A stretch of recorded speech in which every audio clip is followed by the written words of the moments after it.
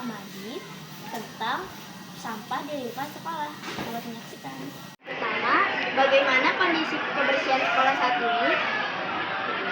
Untuk kebersihan ya, kalau Bapak memperhatikan sudah lebih baik ya, sudah lebih baik artinya sudah tersedia tempat sampah yang di setiap hampir di setiap tempat Bapak berada sudah ada. Ya, tinggal yang memang harus dilakukan kesadaran tentang sampah. Oke, pertanyaan kedua, apakah masalah sampah sering terjadi di sekolah? Ya, sebetulnya kalau logikanya begini ya, begitu ada kehidupan, sebetulnya yang begitu diantara memang tidak ada sampah. Ya, sampah itu kan memang berasal dari bekas makanan, bekas minuman, gitu ya, tempat ya, tempat makanan dan minuman yang disinilah yang sebetulnya kita itu berperan untuk katakanlah membuat sampah dan ada pemilahan sampah. Yang ketiga, jenis sampah apa yang paling banyak ditemukan? Ya, untuk sementara ini kalau pengamatan Bapak sampah yang paling banyak itu sampah jenis plastik. Karena kan kalau Bapak melihat anak Bapak paling banyak ya, yang minum itu tempatnya plastik. Bahkan makan makanannya seperti apa kata dan lain sebagainya itu kan jenis plastik itu berarti paling banyak ada jenis plastik. Untuk pertanyaan keempat, di area mana sampah paling sering menumpuk? Nah, ini juga hasil pengamatan Bapak. Kalau Bapak tuh kalau mengajar di jam-jam terakhir itu selalu mengamati anak-anak di saat melaksanakan tugas. Itu sampah yang selalu berserakan itu adalah di pojok-pojok ruang-ruang seperti itu.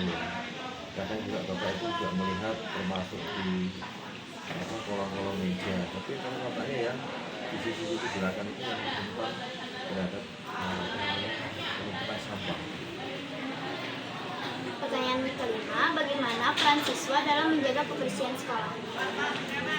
Ya, jadi sekolah itu kan sebetulnya tempat ya, sarana untuk mendidik putra putri bangsa Indonesia. Ini seharusnya memang harus ada pengkondisian dan kebiasaan untuk hidup bersih.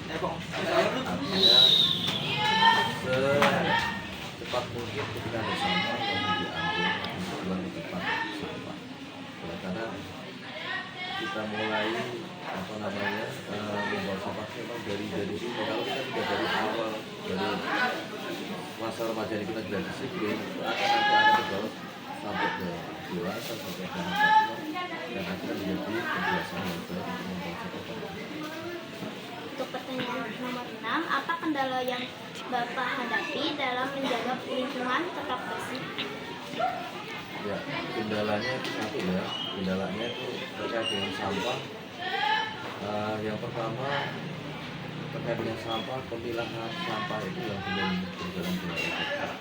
Karena sampah itu sebetulnya jangan kita hanya mengatakan itu menjadi sampah seakan-akan tidak ada nilai komersi. Itu harusnya itu ada beberapa sekolah yang memang kerjasama dengan pihak lain seperti katakanlah dengan pihak bank sampah itu menjadi bahasanya adalah tabungan ya, karena kalau kita bisa memilah sampah plastik ya, dan sampah-sampah yang lain itu nanti bisa kita salurkan kepada orang yang memang membutuhkan sehingga memilih Pertanyaan nomor 7, apakah sudah tersedia tempat sampah yang cukup di sekolah? ya, untuk ketersediaan tempat sampah Bapak kira sudah mencukupi ya. Baik itu bisa berupa contoh yang ada di depan kita itu sudah. Kalau Bapak amati juga tidak ada yang tempat sampah sampai nggak muat sampai liter tidak ada itu. Kalau indikasinya liter itu berarti ada kemungkinan memang satu tempat sampah yang itu sampah itu tidak langsung dibuang ya. Tapi tempat sampah yang di bak itu berarti kan masih dalam pengertian kendali. Pertanyaan nomor 8, bagaimana cara sekolah mengatasi siswa yang membuang sampah sembarangan?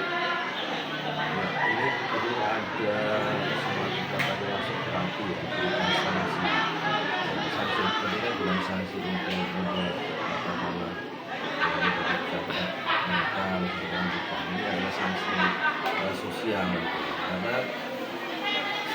itu kalau bahasanya itu Pak, kita sehari saja kita cuek terhadap sampah, bayangkan sekian banyak anak gitu ya yang ada di sekolah ini, terus sampah itu kita bayangkan nih sehari itu ya anak itu tidak membuang sampah pada tempat itu. Coba bayangkan pasti di sana tidak ada sampah dan itu menjadi sumber masalah penyakit ya, termasuk membahayakan kita ya kan.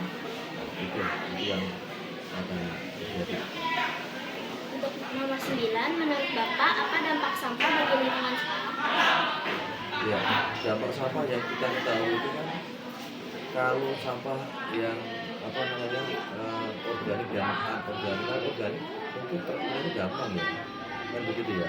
Dapat artinya dapat kita mungkin apa namanya kita uraikan ya, kita pendam misalnya gitu ya. Karena kita punya misal kita punya kubangan, kita masukkan kita jadi menjadi pupuk gitu. Organik itu yang anorganik di sini menjadi PM.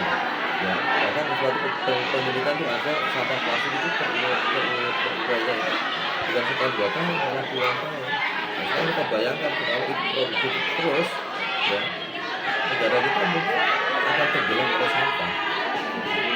Untuk pertanyaan nomor 10, apa saran Bapak agar sekolah tetap bersih dan bebas sampah? Ya, pertama satu memang harus ada perilaku hidup bersih.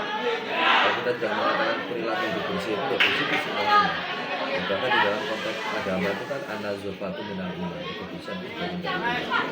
Kita tuh bersih segalanya, tidak artinya bersih dari katakan sampah yang ada ya. Kita melihat sampah ya secara umum, baik yang organik maupun yang non-organik. Itu juga lagi kalau mau sekolah ini dibiasakan untuk pemilah sampah ya, sehingga cara pengelolanya, cara membuangnya ya, sudah menjadi apa namanya sudah sampah yang artinya nanti bisa dimanfaatkan tempat sampah yang anorganik misalnya bisa diganti, bisa mengelola, bisa di organik